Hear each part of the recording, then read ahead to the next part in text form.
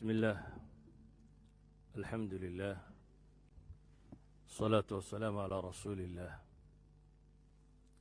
اللهم وفقنا لما تحبه وترضاه وبعد فسلام الله عليكم ورحمته وبركاته أيها الأحبة إن شاء الله وقت أن بدنين أدير ربي حكمه waxaan isku dayi doonaa inaan wax ka sharxo mowduucu sheekh cabdilqaadir tilmaamay oo ku saabsisnaa ilaalinta ama badbaadada dhallinyarada waa mowduuc runtii muhiimaddiisa leh waayo ubadku ama dhallinyaradu waa mustaqbalka bulshada waana waxa dhaxla ummaddu diinta iyo dhaqanka iyo waxay aaminsan tahay innagu waxaynu ku nool lahay mujtamac lagu tilmaamayo inuu yahay multicultural society ama mujtamac mutacadidi thaqaafaata mujtamac diimo dhaqamo aragtiyo kala gedisan haysta mujtamacaadka caynkaasi u noolla waxaa la yaqaanaa alaqlabiya aw alakhariya ama dadka majority groupku inay yihiin dadka dejiya nidaamka nololeed ee bulshadu ay yeelanayso hadduu yahay nidaamka tacliimiga lagu tababarayo ilmaha mustaqbalka la rabo inuu soo baxo hadduu yahay miidiyaha iyo sistamka waddanku uu leeyahay ee afkaarta lagu faafiyo hadduu yahay qaanuunka waddanka u degsan waxaasoo dhammi waxa ay tilmaamayaan qaabka ummaddu ay u jirayso sida awgeed mujtamac kasta dhaqankiisa iyo aragtiyihiisa iyo wuxuu aaminsan yahay aghariyada xukunta oo dadku muxuu mustaqbalka noqonayaa dee waxaa takhdiidkaasi dejiya ama planninka waxa sameeya dowladda iyo cidda maamulka u haysa inkastoo la yidhaahdo duwalku waa xor oo bulshooyinku waa bulshooyin liberalism oo xor ah oo qofku wuxuu doono uu aaminsan yahay oo wuxuu doono uu samayn karo oo suu doono u fakeri karo laakiin haddana waxaa jira waxa la yidhaha mainstream oo iyagu qaabkay noloshu noqonayso iyo dadku siduu u fakerayo iyo waxa uu cunayo iyo waxa uu cabbi iyo wuxuu noqonayaba maamulo oo ka taliya ciddaa ka baxsani waa cid shaada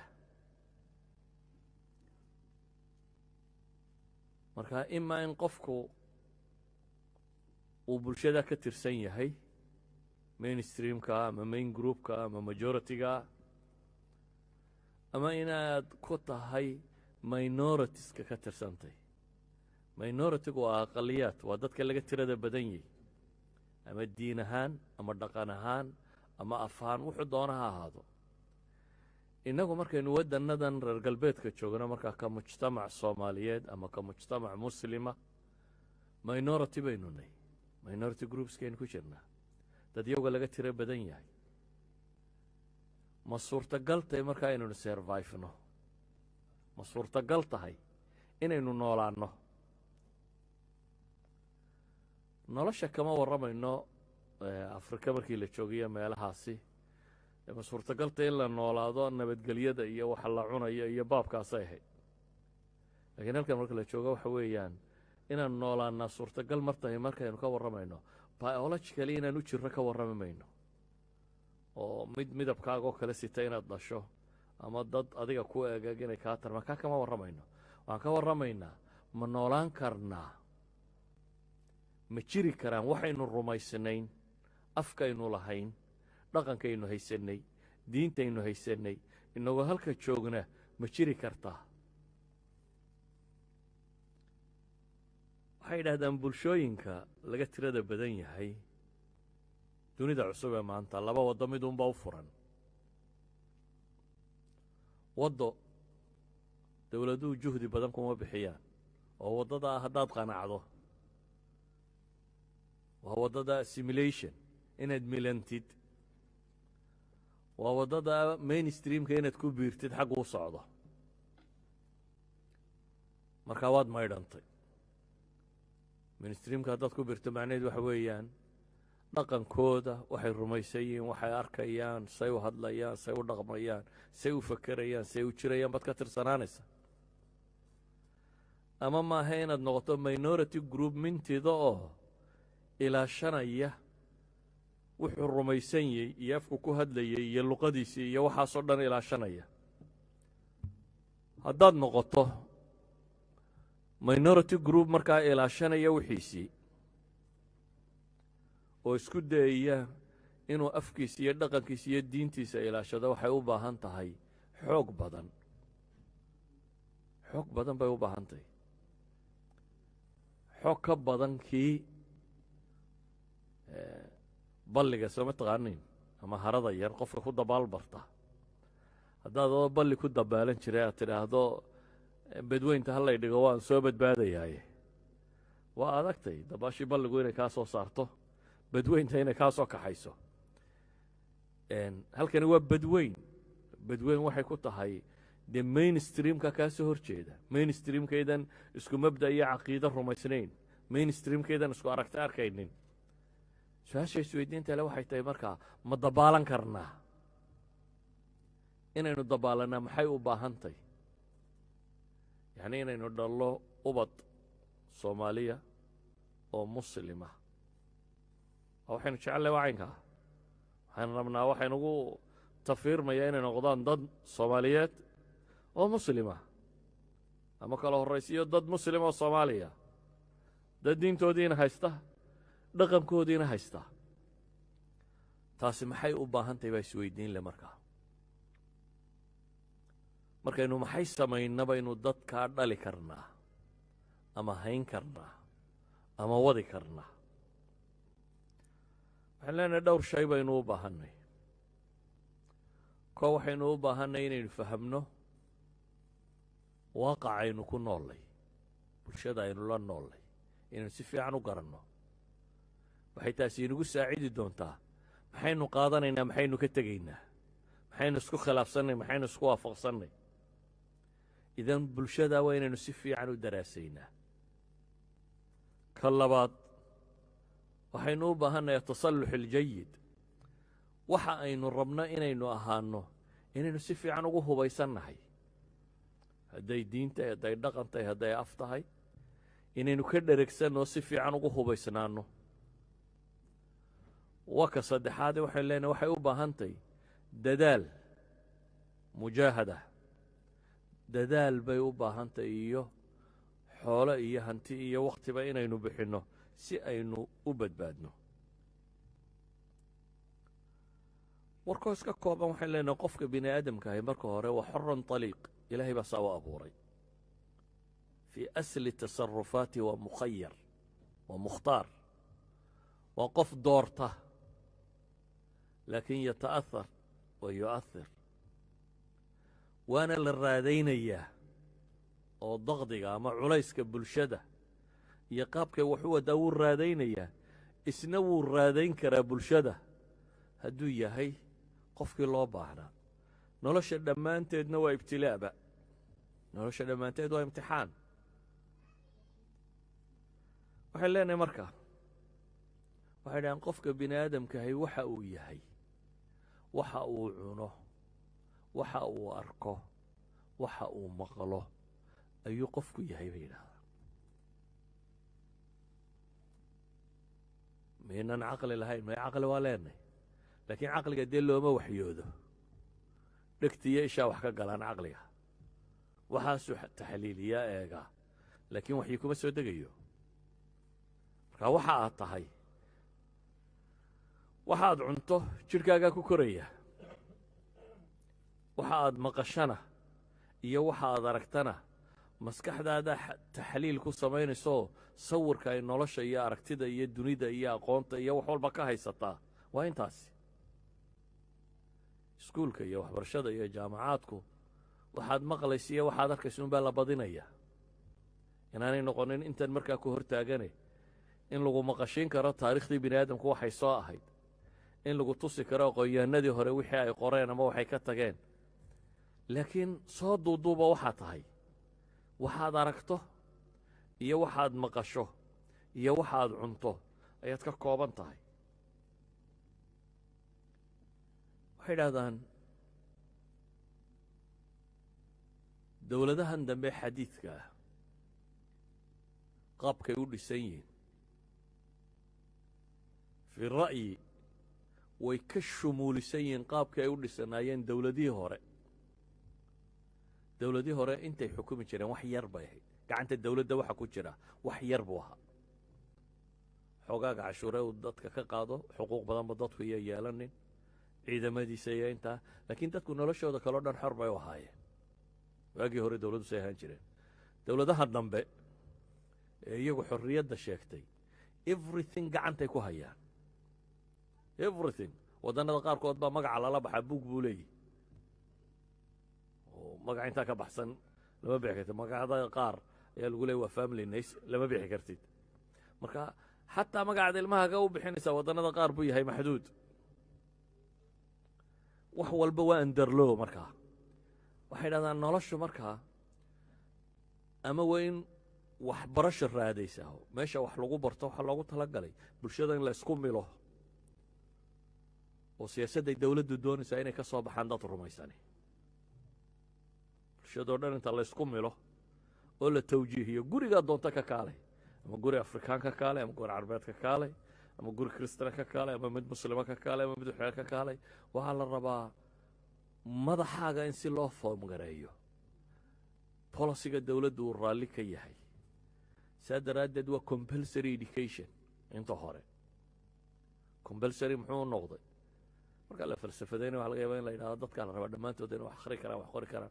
waxaad akhriyaysa iyo waxaad qoraysaa waxa weeyaan dowladdu waxay sheegaysaa inaad fahmi karto, waraaqday ku soo dirto inaad garan karto, siday u fakeraysa inaad garan karto, siyaasiyiintu waxay sheegayaan inaad garan karto, akhriyi karto. waa in lagu waamuli karo, waa in lagu wadi karo. haddaanad waxna qorin waxna akhriyin cidna ku wadi kari mayso, laakiin waa in lagu wadi karo hadhow. idan schooling systemku wuxuu u dhisay bulshada in la isku milo.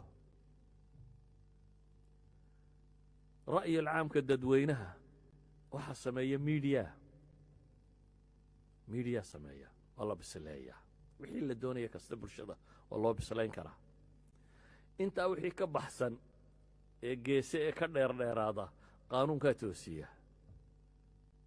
dad slow baa lagu leeyahay. haddaad qanci weydo waxa kaloo dhan ku mari waayaan, akhiiran waxay imanaysaa in lagu idhaha that's the law you should follow. qaanuunkaasaa dhigaya, marka waddo kale ma bannaana. wixii soo hadhana qaanuunkaa lagu toosiyaa. bulshada caynkaasi aduu waxbaad rumaysantay. kuntum khayra ummatin ukhrijat linnaasi natay. dadku ilaahay leeya waxaad tihiin dadka u khayr badan ee bini aadamkaba loo soo saaray. caqaa'id baad rumaysantay, lagu leeyahy dadka kale waxaa ku tidhaha lakum diinakum waliya diin. qul yaa ayuha alkaafiruun laa acbudu maa tacbuduun. soo maar kasta ma akhridaan. waxaa caabudaysaan caabudi maayo, anna waxaa caabudaya caabudi maysaan. akhiiran lakum diinukum waliya diin. idinku tiinaa leedan anna taydaan leeya. waxaynu haysannaa waatmamtu calaykum nicmatii waraditu lakum alislaama diinan.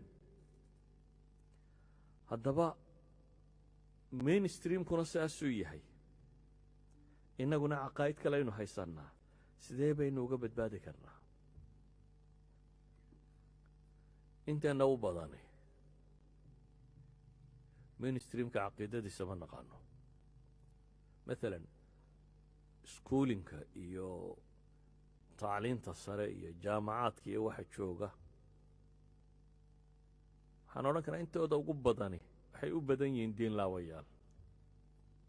kristanna maaha, yuhuudna maaha, muslimna maaha. inta u badan dadka wax dhiga siiba jaamacaadka iyo dadka jooga waxaa ku badan caqiidaydka ah maxay? ama waa atheism, ama waa abathism, ama waa agnostic, ama waa ignostic ama waa skeptic ama waa pantheism waxaasoo dhamme oo caqiida uuna ah soo duuduubo ilaah ma jiro un ka duulaysa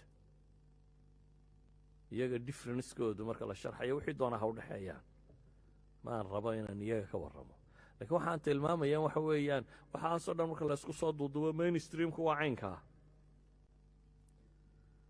sidee baynu ubadkeenna ugu dhex badbaadin karaynaa meesha caynkaas iyo markaa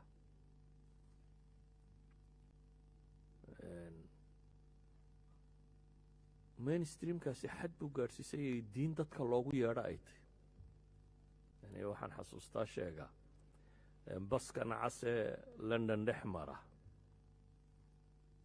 iclaanaadka ku dhejisnaan jiray waxaa ka mid a iclaan sheegaya ayay qoladaasi leeyihiin lacagta ay bixiyeen dowladda hoose waa ugu dhejisay london bases baa dhex maraya ay ku qoran tahay there is probably no god stop worrying and enjoy your life waa london baskaa weyn maaha wax qarsoon ee suuqa maraya ayaa dheeggiisa waxaa ku qoran ilaah ma jiro warwarka joojiyo noloshaada maaragtay enjoy garee dhaqankaasay ilmuhu joogaan waxaana nidhi waxay maqlaan iyo waxay cunaan iyo waxay arkaan iyo waxa loo sheego weeyaan weliba intaa waxa dheer qofku marna wuxuu malakada wax kala sooca u dhisan tamyiiz baa u dhisan marna uma dhisna ee halku ku bilaabay aduu waxaa timi adigoo maskaxdaada already wax ka buuxaan adigoo ilaah rumaysan oo rasuul rumaysan oo nebi maxamed rumaysan oo qur-aan rumaysan oo diin rumaysan oo af soomaali garanayo oo dhaqan loo wax sax u yaqaano wax qalad u yaqaano aduu kaasaad ku timi laakiin halkan ilmaha ku dhashay nersarigaa uga bilowday ilaa jaamacadda galay waxaaba cidi uma sheegin aad waddo waxaad waddoo dhan cidi uma sheegin sidee baan u ilaalin karnaa haddaba waa masale runtii aada u adag fududna ciddii alla u fudaydiyo ilaahay wuxuu leeyahy qul ina salaatii wanusukii wamaxyaaya wamamaatii lilaahi rabbi اlcaalamiina laa shariika lah wabidalika umirtu ana min almuslimiin nebi maxamed waxaa la yidhi waxaad tidhaahdaa qul ina salaatii wanusukii wamaxyaaya wamamaatii waxaad tidhahdaa aniga salaadaydu iyo gowracaygu ama cibaadaadkayga oo dhammi noloshayda iyo geeridayda ilaahay baa iskale subxaanahu wa tacaala muctaqadkaasi ma gudbin karaynaa qofku haddii la dhiso oo muctaqad ahaan dhisan yahay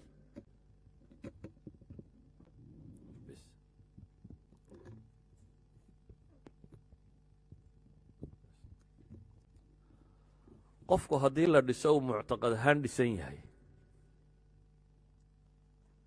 wuu survive garayn karaa ilaa xaddin maa wuu noolaan karaa walidalik baa ilaahay qur-aanka wuxuu inooga warramayaa dad meelo adag galay oo badbaaday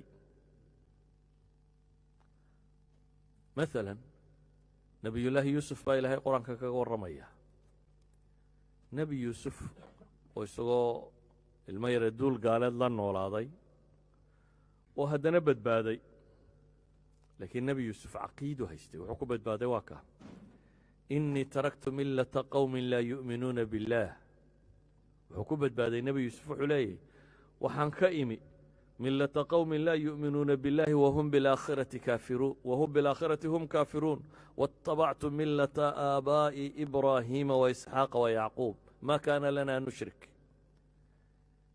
nebiyullaahi yuusuf wuxuu leeyahay isagoo yar anigu waxaan diiday diinta dad gaalo ah oo aan aakhiro rumaysnayn waxaan raacay buu leeyahay diintii aabbayaashay ee yacquub oo ina isxaaqa oo ina nebi ibraahim ambiyadaasaan ku abtirsadaa kuwaa diintoodii baan haystaa buu leeyahy dhallinyar u ahaa waayo qur-aanku fata inuu yahay buu ku isticmaalaya waata gabadhii dumarku maxay lahaayeen waqaalat niswatun fi lmadiinati imra'atu alcaziizi turaawidu fataaha can nafsi qad shagafahaa xuba inaa lanaraaha fii dalaalin mubiin markii ay dumarku rabeen inay kufsadaan ee dhibta u geystaan qur-aanku wuxuu tilmaamaya inay haweenkii magaalada jooga yidhaahdeen imra'atu alcasiis turaawidu fataaha, ninkii madaxda ahaa gabadhiisii waxay raadinaysaa inankeedii yaraabaa hunguri ka galay oo way caashaqdo way jeclaatay. idan fata buu ahaa, laakiin wuu badbaaday. maxaa badbaadiyey? waxaa badbaadiyey caqiidadatan. ilaahay qur-aanka wuxuu ku tilmaamaya koox dhallinyaro ah oo bulshaday ku jireen oo dhan ka tegey, oo weliba culammadu waxay idhaahdaan min alqusuuri ila alkuhuuf bay u socdeen bay idhaahdaan. dhallinyaro dabaqada sare ka tirsan bay ahaayeen, yacni dabaqada waddanka maamusha dadkay dhaleen bay ahaayeen. laakiin markay ogaadeen inaan caqiidadoodu sida tan ku badbaadaynin, dowladdii iyo wixii oo dhan intay ka tageenba waxay doorteen inay god degaan oo ka tagaan. ilahay wuxuu qur-aan ku tilmaamayaa innahum fityatun aamanuu birabbihim wazidnaahum huda. waxay ahaayeen baa ilahay leeyahay fitya, dhallinyaray ahaayeen. aamanuu birabbihim, dhallinyaro rabbigood rumeeyey bay ahaayeen, oo annaguna aanu hanuun u kordhinnay. warabatnaa calaa quluubihim id qaamuu, ilaahay baa wuxuu leeyahay qalbigoodana waannu u xidhno, waa u adkaynay markay ku dhawaaqayeen rabbunaa rabu الsamaawaati waalardi lan nadcuwa min duunihi ilaahan laqad qulnaa idan shatata. markay ilaahay rumeeyeen annana waa u xejinnay baa ilaahay leeyahy subxaana wa tacaala. fitanka iyo imtixaanka waa ka saaray.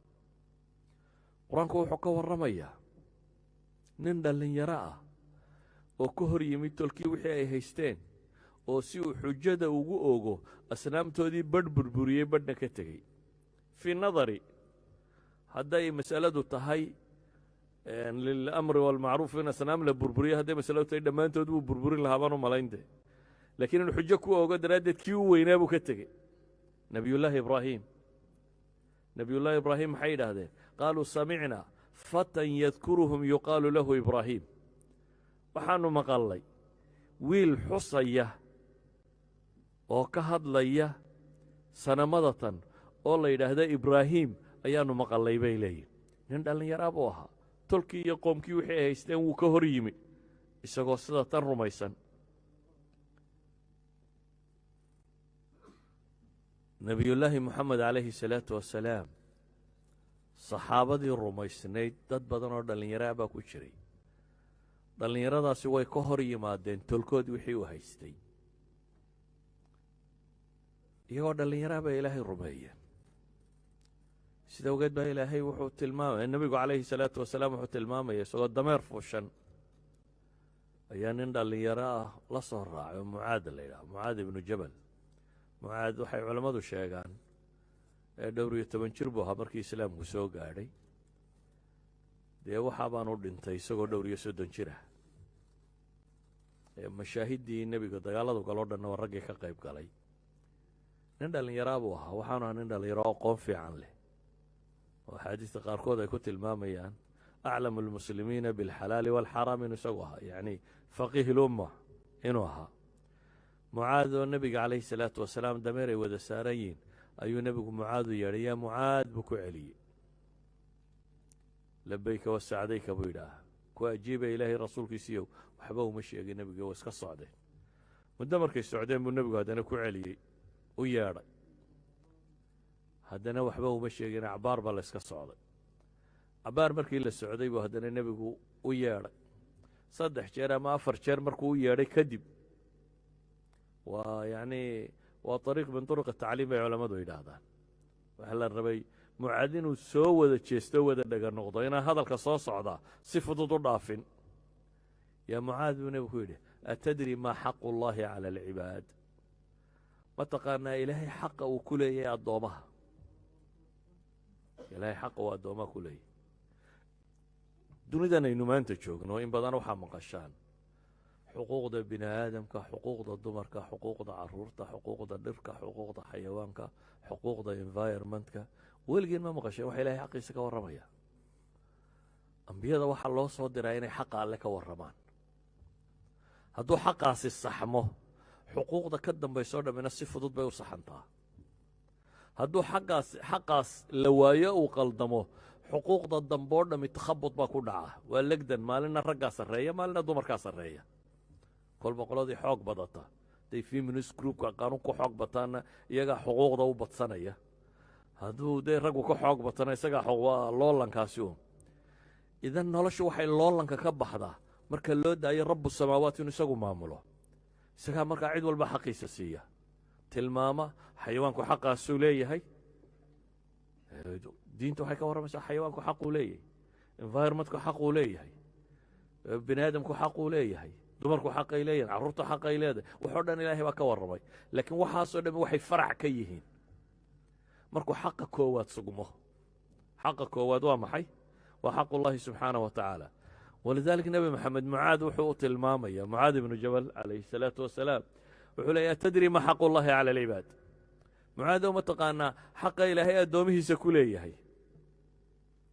saxaabadu dhaqankoodu wuxuu ahaa iyagoo nebiga ixtiraamay, xataa masalada hadday garanayaanna waxay odhan jireen allahu warasuuluhu aclam, alla iyo rasuul baa garan. dabeetana nebigu wuxuu u sheegay xaqa alla leeyahy waxa weeyaan in keligii la caabudo waan cidna loogu shariik yeelin, in keligii waad mahadsantahay la yidhaahdo. dunidan iyo waxa jooga iyo jiritaankeeda iyo nolosha oo dhan isagaa iska leh, free baanu kugu siiyey, mujarad io mahad celi buu ku yidhi. cid kale iyo aaliha kale iyo asnaam kale ah u mahadnaqine anigoo qura igu mahadi. laakiin waa qaliilun min cibaadiya shakuur baa ilah yidhi, waxa yar ilaahay inta u mahadnaqda. cibaadadani waa ilahay inu leenahay alla waad ku mahadsantay. awaamirtiisa haddaad adeecdo wuxuu ku yidhi dunidan anaa iska leh, free baanan kugu siiyey bishardi waaxida. shardigu waa maxay? waxa weeyaan qaanuun baan u dhigay, qaanuunkaasi un raac. kitaab baan soo dejiyey sheegaya dunidan saa loogu noolaanayo. weliba qaanuunku waa limaslaxatik baa ilaahay ku leeyahy, adigu dantaada yahay, sidii u fiicnayd aad u noolaan lahayd. intaa haddaad raacdo that's all, waad haysataa inaad noloshan saad doonto markaa u isticmaali kartid. marka ilaahay xaqiisi waxa weeyaan in loo ictiraafo xuquuqdiisaasi. mucaad binu jabal nebigu wuxuu sheegay marka xaqu llahi cala alcibaad waa sida tan. nebigu calayhi salaatu wasalaam si awgeed buu iyadoo mucaad buu intuu gacanta ku dhegay buu wuxuu yidhi mucaadow wallaahi innii la uxibuk, ilaahay baan ku dhaartay mucaadow waan ku jecelay buu nebigu yidhi calayhi salaatu wasalaam. ee ha ka tegin salaad qura dabadeeda inaad tidhaahdo allahuma acinnii calaa dikrika wa shukrika wa xusni cibaadatik. ilaahu igu kaalmee cibaadadaada iyo mahadnaqaada iyo cibaado wanaajinta, ilaahu igu gargaara. ilaahay baryadaa weydiisa buu nebigu ku leeyay calayhi salaatu wasalaam. salaad kasta markaad tukato ilaahay baryo, baryadaa weydiiso. maalin maalmaa ka mida nebiga calayhi salaatu wasalaam waxaa soo raacay wiil yaroo 10 jir ah oo ilmaadeeriyiin, cabdillaahi bnu cabbaas. yaa ghulaam buu ku yidhi nebigu aleyh. ghulaamka inta badan waxaa la yidhaahdaa qofku intaanu qaan gaadhin ee uu xaddu tamyiiska meelahaasina soo dhaafay. nebigu wuxuu ku yidhi yaa ghulaam, war wiilow buu nebigu ku leeyay calayhi salaatu wasalaam, ma kuu sheegaa weedho ku anfacaya? waa nebi maxamed oo rasuulkii ilaahay alla soo diraya iyo wiil yaroo wada socda oo xawaali 10 sanawaat meelahaasiya. nebi maxamed wiilkan yar buu la hadlayaa markaa. wiilka yaraa buu u yeedho wuxuu leeyahay war wiilkan yarow, war wax ku anfaca ma kuu sheegaa buu nebigu ku yidhi calayhi salaatu wasalaam. haa buu yidhi ilaahay rasuulkiisiiyo waxay anfaca ii sheeg. xadiidka macruufka aynu naqaana 40ka ku yaal buu u sheegay markaa, ixfad illaaha yaxfadka. ilaahay ilaali, wixii u ku amray ilaali, isna wuu ku ilaalin. ilaahay ilaali, haddaad ilaalisid isna wuu ku ilaalin. ilaahay ilaali, hortaadaad ka helaysaaye. haddaad cid un wax weydiisanayso alle keligii wax weydiiso. haddaad cid un kaalmaysanayso alle keligii kaalmayso. ilmahan yar wuxuu barayaa inuu rabbigii ku xidho. hadduu kaalmo doonayo inuu ilaahay weydiisto, hadduu su'aal qabo inuu ilaahay weydiisto, ilaahay awaamirtiisa inuu ilaaliyo ilaahayna qur-aanku ku ballan qaaday badde haddaad awaamirtiisa ilaaliso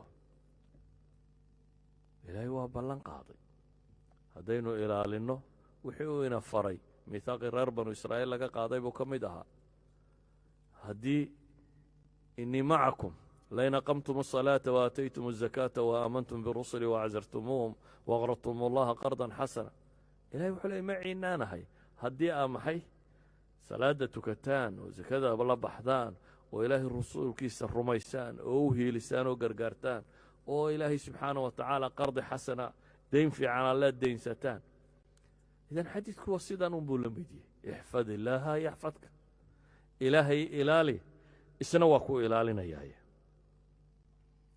ayuha alaxiba su-aashu waxay tahay markaa risaalada nebi moxamed dhallinyaradii la socotay uu gaadhsiinayey ama qur-aanku inooga warramay dhallinyaradu ka warramay waxay rumaysnaayeenee badbaaday hadduu nebi yuusuf yahay hadduu nebi ibraahim yahay hadduu fitya asxaab ilkahfu yahay dadkaa badbaaday waxay ku badbaadeen qur-aanku dadkaa uu ka warramaya mujtamacyo gaala ah bay la noolaayeen haddana waa badbaadeen waxay ku badbaadeen waa maxay waa qadiyat alcaqiida in qofku kow caqiidadu waa miisaanka qofka bini aadamka noloshaba ku garto qofka bini aadamkii wuu wareersan yahay inta aanu garanin min ayna wa ilaa ayn inta aanad garan xaggaan ka imi xaggaan u socdaa noloshu maxay tahay dunidan yaa sameeyey intaanu garanay wuu hawowsan yahay intaanu garanayn noloshu maxay macno leeday waa lunsan yihi caqaa'iddaana masaladan sharaxda caqaa'iddaa sharaxda xaggaad ka timi sharaxda xaggaad ku socotaa sharaxda maxaa dambeeya su-aasha isweydiinta le waxay tahay caqaa'iddaa ma gudbinnaa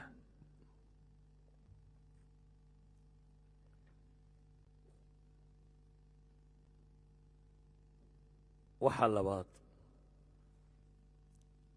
qur-aanku wuxuu ka warramayaa luqmaan alxakiim nin la yidhaahdo luqmaan alxakiim xikmadda ilaahay inooga soo guuriyey waxaa u weyn ilmihiisii siduu ula dardaarmay ilmihiisii dardaaranku siiyey walaqad aataynaa luqmaana alxikma baa ilaah yidhi luqmaan xikmad baanu xikmaddu waxay dhahdaan waa cilmiga oo meeshuu ku quman yahay la dhigo waa laga yaabaa inaad cilmi leedahay laakiin had iyo goor ijtihaadaadkaagu way qaldan yihin wuxuu meeshay ku fiican yahin aanaad la helin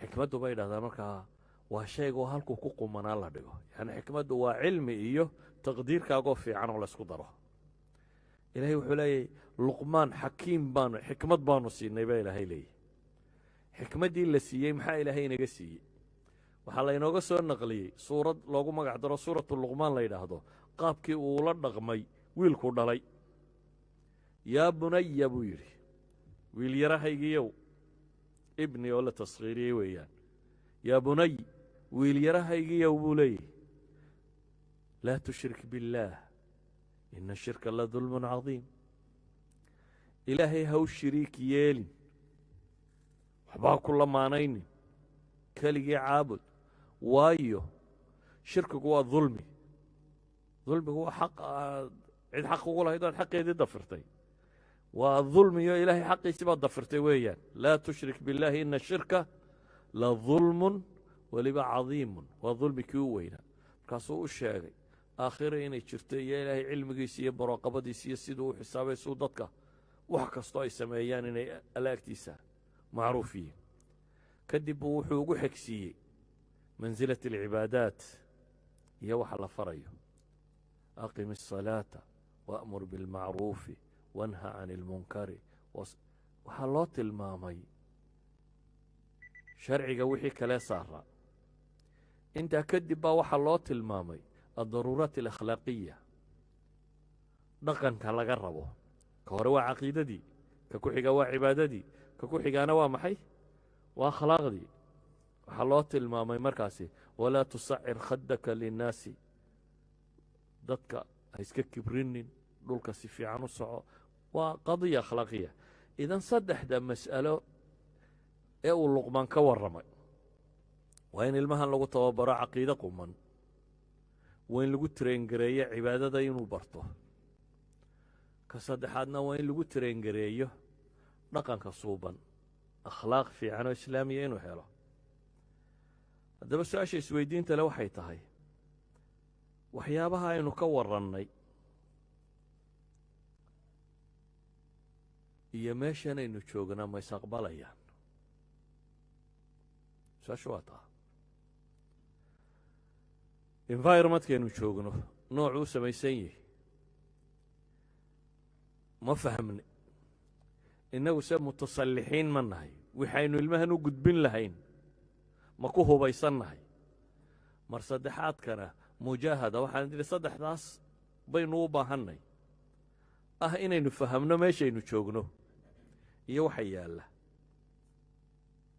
inaynu joogno inaynu fahamno meeshaynu joogno iyo waxa yaalla. ka labaadna waa inaynu mutasallixiinnay. ilmahan 8 saacadood baynu iskuulkaa u diraa. iskuulkaana ideologiga yaalla waa kaan tilmaamay. waxaan aada ula yaabaa iskuulka waxa lagu dhigo iyo waxa aynu uga warhayno innagu waxaynu u naqaanaa iskuulladu meel tacliin lagu barta inay tahy. laakiin waxa isweydiinta le waxa weeyaan innagu waxaa wixii la loolami lahaa ee muctaqad ahaa ma dhignaa, mise ilmaha bidhaantiisaynu eegannaa.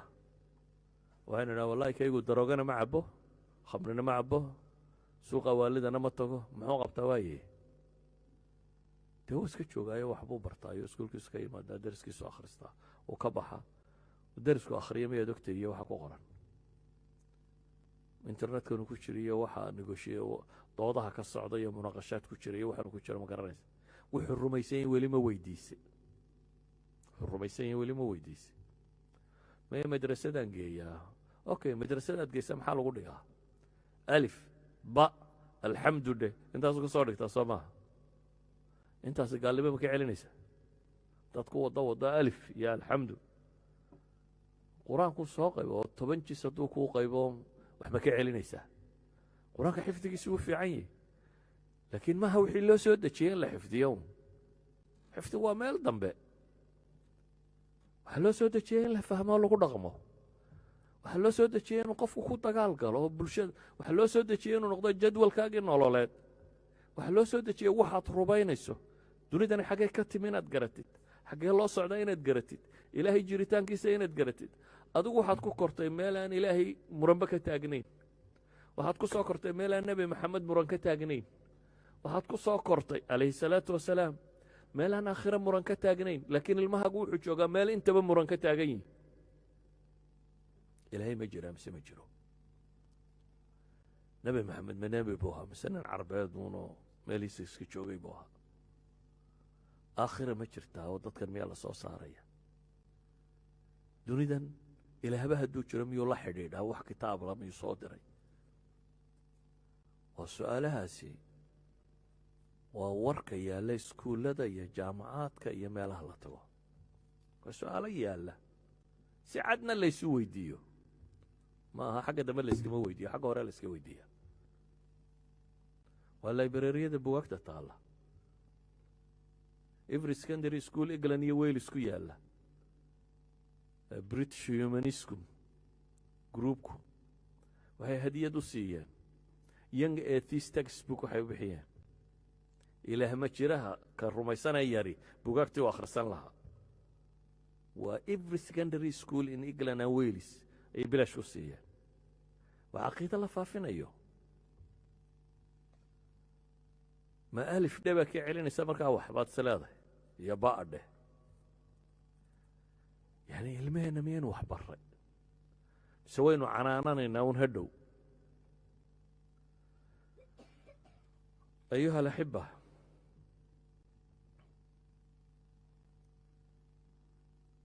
meesha aynu ku nool lahay main streamka iyo xooggu haysto markaynu ka nimaadno innagu 3 wax baynu haysannaa. waxaynu haysannaa guri madrasad iyo masaajid. guriga iyo madrasad iyo masaajidku ma u dhigmaan mainstreamka waxa ka socda? ma difaaci karaya? waxay ahayd madaaristeennu inay yeelato maxay?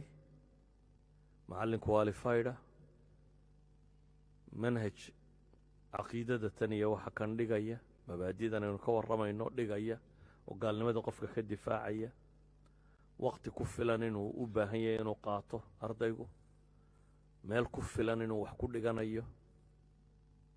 mayaynu leenahay intaa? maya, ma lihin weeyaan. waayo innagaan saacidaynin. su-aalaan idin weydiiyo, carruurtiinna markaad rabtaan inay mathematicska iyo physicska ku fiicnaadaan maxaa samaysaan? tuushan baa geysaan. tuushanka maxaa ka bixisaan? saacaddii misaa bixisaan? okay, per an hour hadduu 2 saacadood dhigto £50 £60 say u kala jaban yihiin, meelahaasaa laga qaadaa soo maaha? okay, waxaad ogoshahay xisaabtan £60 lagu dhigto 2 hours kasta. waa 2 hours hadda maaha bishii. hadduu wiig kasta 2 saacadood qaato imisaad bixisaa? waa 4 meeloodoo min 6dana soo maaha? 240 baad xisaabta ka bixisaa. imisaad u ogoshay inuu caqiidadiisa ku dhigto? 20 pound oo muran ku jira soo maaha? wadaadada iyagaan dadka waxba baraynin. haddaad u badatana 20 pound waad bixinaysaa. waxaad rabtaa isagoo inanku xisaab soo dhigtay ayaad rabtaa inaad xisaabta yaro gaadhsiiso uun. inaad xisaabta yaro gaadhsiiso 240 baad u ogoshay. mid lagaba hor taaganyana waxaad rabtaa inaad ka hor tagto tidhaahdo waa inuu qaataa caqiidadan iyo diintatan. laakiin waxaad rabtaa 20 pound inuu ku barto. that's not logic. macquul maaha. waxaad leedahay macallinka madrasada jooga qualified maaha, ama af ingiriisiga ma yaqaano, ama masaa'ilkan ilmaha kale ma doodi karayo, ama caqiide fiican ma dhigi karayo. dee adaa samaysan kari lahaa haddaanad adigu rabin macallinkaad rabtay, manhajkaad rabtay, waxaad rabtay haddaanad adigu maal gashanaynin oo samaynaynin. tuushakaa rag baa samaystay, adna waxaad ogolaatay inaad lacagta ka bixiso. darfar wuu jiraa. laakiin waxaad rabtaa caqiidada iyo diinta iyo afkaagu inay noqdaan waxa ugu dambeeya aad ka fekerto. the last thing aad ka fekertaad rabtaa inuu noqdo. waxaanad u arkayn inuu qiimo leeyahay, ama waxaad u aragtaa inuu automatic yahayoo d n adiisu inay sidaabaad moodaysa. mar hadduu kuu ekaaday dee inuu soomaaliya yahaad moodaysa. waxaad se leedahay waa kan aad dhashayoo de waa nin soomaaliyeed ee xagguu ilaahma jirida ka keenaya waxaanad sheegayso. war meeshaanaad keentaa waxaana yaallin. waxaan leenahay markaa madrasadeennu haddaynu rabno ubadkeena inay badbaadaan waa inay gaadhaa halkii aynu ku qanci lahayn inay badbaadinayso. waxaa gaadhsiin kara innagoo ka tashanna, innagoo isweydiinna. lama waayo qof cilmi leh, lama waayo manhaj cid qorta, lama waayo macallin qualifyda. waa la train garayn karaa macallinka qualifyda. waxaasoo dhan lama waayo. laakiin waxaasoo dhan waxay u baahan yihiin maxay? talo iyo investment bay u baahan yihiin. laga yaabaa kolba macallinka fiican uu nagu meel gaadhay uu iska tagaa, dee uu iska tegaya haddaad shaqo kuu dhaanta u helo. laakiin wuxuu kuu joogayaa hadduu ogyahay shaqadaadu mid macquula inay tahay, dan wuu xoogsanayaa ugu yaraan haddaan diinba ka fekerin.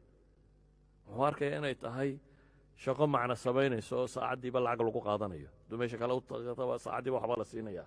tanna wuxuu arkayaa saacaddiiba haddii wax lagu siinayo you can do.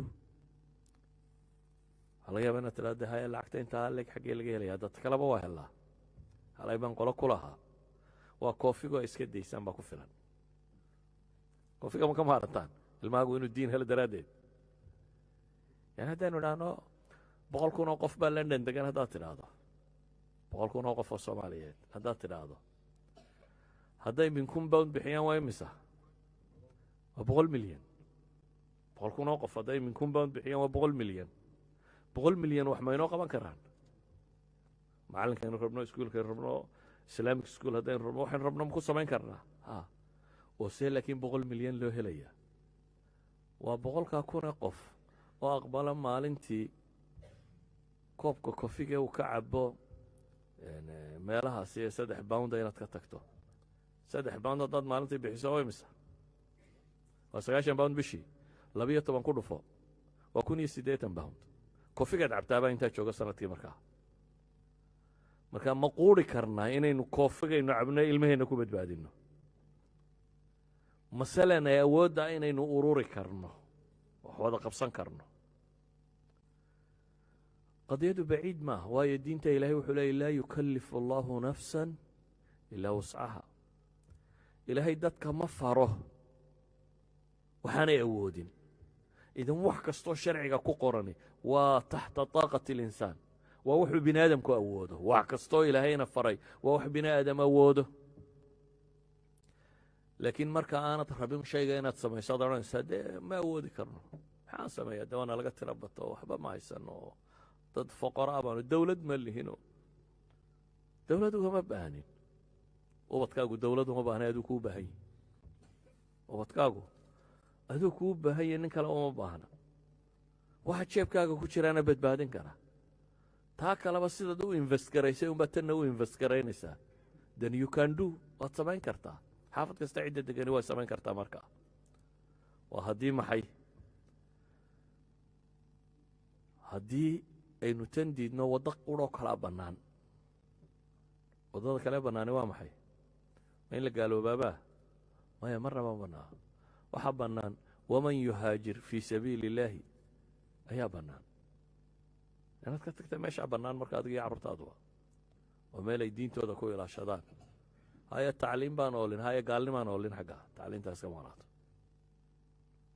geeljiro muslimaa kuu dhaama injineer kaafir bilaahiya miyaan cayn ka ahayn war injineer aan ilaahay rumaysanin xataa adiga wax ku tari maayo xataa taa adduunka haddaad ku xisaabiso wiilka eetiistka miyaad u malaynaysaa in ku soo biilinayo war xataa haddaad ku xisaabtato tan dunawiga ah waxba kuma aha idan inaad qofkan qof ka dhigato waad invest garaysato oo mustaqbal kuu noqdo waxay ku xidhan tahay sida aad wax u samayso idan inagu 3 shay baynu haysannaa midi waa madrasadda midina waa masaajidka masaajidkeenu inuu mustawahaynu u baahanay yeesho culamada joogta hadday training u baahan inaynu train garayno hadday af ingiriisi u baahan inaynu barro hadday macallinimo kale u baahan inaynu barro haddaynu sharci u baahan inaynu barro everything waa samayn karaynaa wax bini aadam sameeya inaan samayn karin ma jiro everything waa samayn karaynaa masaajid waa dhisan karnaa waa dad aqoon-yahana waa keeni karnaa waa u tababari karnaa waa u diran karnaa waa la samayn karaa idan waa madraso iyo masaajid iyo guri dhisan aabbiya hooye iyagu kala cararayaa ilma ma badbaadinayaan soankaa maha odaya islaam war wada jooga loogu taaga la'yi oo separation iyo waystil iyo waa isqabanayo waa kala tagnayo baabkaasi wadaa iyana waxba badbaadin kari waayaan islaan 10 carruura ama 7 carruura ama 5 carruura tuurta ku sidataana meel la geyn mayso iyadaa carruurta iga qaadatayna war noqon mayso aakhira saa ku badbaadi mayso iyadaa carruurtii la tagtay iyo islaan 7 wadataa carruur badbaadin waxaasina ma jiraan guri dhisan baa wax badbaadin kara aabbiyo hooye wada jooga oo wada dhaqda carruurtan oo garta carruurtan mustaqbalkeeda gurigu waxaa asal ku yahay التشجيع والمحافظة isaga markaa looga baahan yahay inuu dhiiri geliyo carruurtanna ilaaliyana inuu dhiiri geliyo diintooda iyo dhaqankooda iyo afkooda iyo waxooda dhan ku dhiiri geliyo ilaaliyana intuu ilaalin karayo uu wakhtiga iyo hantidaba ku bixiyo waxaynu u baahanay inaynu yeelanno muntazahaat meel carruurta ay u fasax tagtoo tagto waxaa laga yaabaa inaad tidhaahdo war meel fogba maaha meelahan london iyo agagaarkeeda waxaa ka helaysaan mukhayamaad meelo cambing lagu sameeyo la dego maa mashkila inta carruurtao dhan isku dartaan teenagerskiin iyo wixiina inaad 7 ama 10 casho meelay soo degaan kubad soo cayaaraan wax kala soo cayaaraan lecturesna lagu siiyo diintooda la baro afkooda la baro dhaqankooda la baro dhanka kalena ay cayaartooda ka wataan ay fasaxooda joogaan 10 maalmood oo halka u fasax tago 10 maalmood soomaalida yurub joogta badh baa sameeyey waxaan garanayaa rag almuntazahaadkaa beri ugu imi oo dhaforada xirxiraayo imtixaannaa oo masaajidka culamaa baan u imi mujarad toddobaadkaa ilaahay ku hagaajiyey uu dadka muslimiintaa la joogay oo culammadu la joogtay wax loo dhigay wax loo sheegay wax loo akhriyey oo hadda culamo ah oo wax sheegayo oo masaajid jooga oo aynkan u jooga waa muntazah yaroo dhallinyarada tani wuxuu helayaa meel ku tanafuso kubad buu heli farduu fuuli cayaar buu ordi wax buu samayn doonaa 6 hoursna wax buu dhegaysan doonaa wax buu dhigan doonaa waxaa laga yaabaa sanadka dhan waxaad u dhegaysan in toddobaadkani ka xoog bataan oo maskaxdana uga refreshment badan yihin maskax cayaartay oo faraxsan oo ordaysa dad collective oo wada jooga wax wada baranaya wax kala dhegaysanaya wax soo akhrinaya isku da'aada idan waa waxaad samayn karto waxaa laga yaabaa inaanay 200 pound iyo wax ka badan idin kalifin 700 pound hadday ku badato inuu ilmahaagu tago waa fasax uu ka sheekayn doono idan waxaan leenahay waxa kani waxay u baahan yihiin caqli inaynu ubadkeenna badbaadino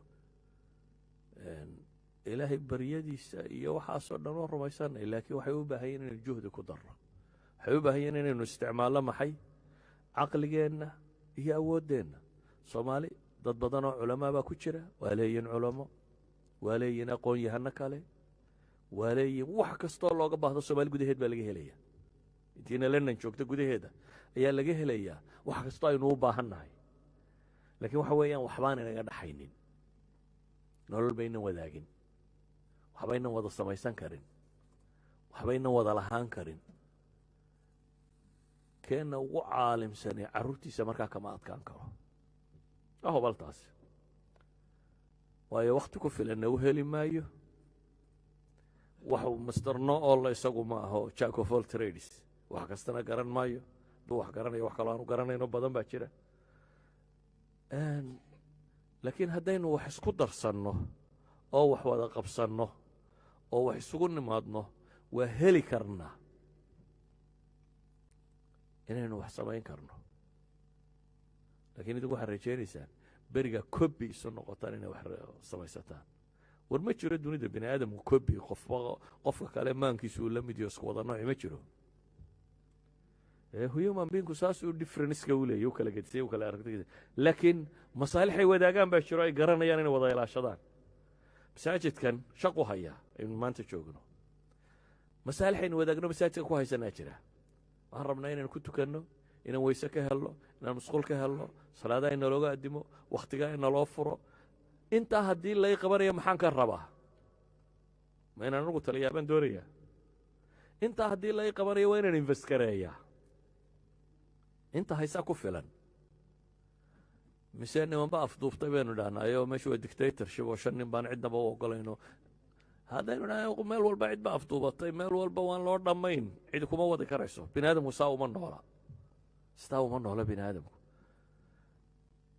waxaan anigu eegayaa maslaxaddaydii ma ku qabaa meesha tan maslaxaddii aan ka rabay masaajid maxaan uga baahnaa madrasad maxaan uga baahnaa markaanan maslaxadda ku qabin waa inaan ka hadlaa markaa idhahda masaalixdaasaynu u samayn karnaa ama waa lay raysan garayna waxa la odhan resourcekaa nugu yar macallimiintaa nugu yar lacagtaa nugu yar waxan baa nugu yar marka waxaan odhan doonaa aynu ololayno oo waxa kan samayno oo waxaasaynu u baahanay qabsanno laakiin aan maamulo haddii kale wuu dumayaa anigu aan ka taliyo haddii kale ma jirayo qabiil hebel baa u badan qabaa'ilka kale ma iman karayso war qabiilka waa u ducaynayna hadday meelaan wax ku baranno noo sameeyaan maxaa qabiil hebel hadduu masaajidka ba dhiso oo ku idhaha carruurta kee waa u ducaynaynaa weliba ha iska haystaa waayo anigu wixii aan rabay baan ka helayaa masaajid waxaan ka rabaa waa intaa waa in haddii ders laga akhrinaya aan ka baran karo salaadayda inaan ku tukan karo meelaan ku weysaystay inaan ka heli karo ilmahayga inaan keeni karo haddaan intaa ka helo qabiil mooyaane cidduu doona ha ahaado ama reer quri ha lahaado ama reero badan ha lahaado dad wax weyn maaha idan waxa weeyaan waxaynan fahmin weli war maxaa masaalixdeena ku jirta maxaa dantu inoogu jirtaa saynu u wada noolaan karnaa saynu ilmahan u badbaadin karnaa haddaynan taa garan laba wadoo qura hortaada taalla mid saddexaad oo adigu soo helaysa anuu garan maayo labada wadee hortaada taalle waxa weeyaan mainstreamka inaad toos ugu biirto ama aayar ugu biirto aday ku jirtaa mainstreamkaasi wuxuu aaminsan yahay iyo wuxuu ku dhaqmayo inaad ama maalin qura albaabada furatid oo tidhaahdid waa iskaga biiray amase adigoo arkaya inaad maalinba gobol ku dhinto maalinba inaanay kaa tagto maalinba inaan kaa tago maalinba adiga iyo islaan 60 jir inaa marka dambe iska soo horjeesataan dabeetana aad tidhaahdo way tageene ilaahay un meel roon ha geeyo inaad ka daba tidhaahdo kaasi waa waddo waddada kalena waa inta dee dhowdahay inaad iska tagto meesha aad qabatid wixii xabadi dilaysana ha disho wixii noolaadana kuwa noolaada meesha joogay la mid noqonayaan kaasina waa waddo waddada saddexaad ee qura kuu bannaani waa taa in aad madaaristaada iyo masaajidaada iyo macallinkaaga iyo waxaagaba maal gashatoo yeelatid waddo saddexaad ma jirto marka ayaynaan isku xiijinin maalin walba muxaadara laga soo diraa la yidhaahdo tarbiyada carruurta ka warran dee maxaan tarbiya ka warramaa waalidka ama tarbiyaysnayne tarbiya maynu ka warrami tarbiyada carruurta ka warran badbaadada carruurta ka warran waxaa ka warran dee war wax ma taro carruurta caynka maala yeelaka male waxba ma tarto askari ka warran haddaad tidhaahdo waynu wacdinaynaa markaa askari ha noqdo muu noqonaya dad maanta o dhan tidhahdo askarinimadu waa wax adag dagaalka marka la galo waa la sugmaa lama cararo dee haraad iyo gaajaa dhici dooneen waa la adkaystaa waxaa kuma adkaysto laakiin wuxuu u baahan yahay in la geliyo maxay tadriib ah gaajo iyo habaar inuu galo oo dhibaatoodo dabeetana kadib uu yeesho kartidaasi innagu waxaan u malaynayaa xilligii hadalka soo dhaaftay soo kortay hadda waa soo kartoo soomaali badan oo eetiisaa joogta waa soo kartoo dhallinyaro badan oo luntay xalay baa sheekhu wax wacdinaya wuxuu lahaa mararka qaarkood maas idhahdaa buuhi kuwa jaamacaadka jooga war male kuwa xabsigaaba ka roon waayo kuwa xabsigu malaa ilaahay bay rumaysan yihiin ee akhlaaqduma ka xumaatay laakiin kuwa kan diinta ka luntay jaamacad badan dadka jooga ma odhanayno dadkao dhan dad fiicani waa ku jiraan meel walba laakiin waxaan ka warramaynaa un xaggaynu u soconno trendku dhanku uu sii socdo in badanna canaanan maayo waayo waxaynan ku shubin baynu ka rabnaa inay gartaan waxaynan u sheeginba ayaynu rabnaa inay gartaan si u garanayaa ilmaha nebi maxamed lama barin oo ilaahay lama barin oo waxba lama barin waxaa la baray alifdha oo ba'dha iyo alxamdu qayb iyo faataxa qayb intaasaa la baray marka waxaanad adigu u sheegin haddaad ka rabto inuu noqdo dee suurtagal maaha wuxuu noqonayaa waa inuu noqdaa waxaynu ka rabnaa waa inuu noqdaa waxaynu sheegnay markaasaynu calaacali karnaa odhan karnaa waxbaa dhacaya kamaa wixii waxaynu dhignay waa inuu noqdaa ilmaha waa inaynu caqiidadiisa barray waa inuu salaadiisa barray waa inuu dhaqankiisa barray waa inuu afkiisa barray af soomaaliga dadku waa iska yaraystay soomaaligu ma aha wax yar waa qofka oo aad ka saarta daa'iradda soomaaliga af soomaaligu aad beri weyda wuu ka baxay soomaaligu dhaqan buu sidaa diin buu sidaa culture buu sidaa dal buu leeyey dad buu leeyey meel buu ku xidhayaa qofka hadduu intaa waayo intaasiba waa ka lumaysa adigu weli waxaad u yaro hiloobaysa haddaad waxesho waddankii baad isagu abadan inuu hiloobo hadduu afkaa waayo abadan inuu waxba ku falo idan afkiisa iyo diintiisa ciddii bari lahayd waa innaga marka darsiga waxaa laygu yidhi waxaad ka hadashaa see ilma loo badbaadiyaa laakiin garan maayo anigu si kaloo loo badbaadiyo aan ahayn in wax la baro si kaloo loo badbaadiyo aan ahayn in wax la baro garan maayo waxbaristaan ka hadlayaana ma aha alifba iyo qur-aan la xifdiyo ma aha ee waa dadkan diintoodii dhaqankoodii afkoodiiyo si fiican loogu dhigo ama islamic school dhammaystiran la yeesho ama la yeesho qayb diineed oo dhammaystiran oo qofku uu siduu kan kaleba u dhiganayo uu u dhigto oo uga soo baxo haddaynu taas samayno rajo waa leenay soomaalidu waa dad creativity leh waa dad intelligenta intaan ka ogahay dad caqli badan laakiin waa dad sabir yarna inay wax wada lahaadaanna dhib ku tahay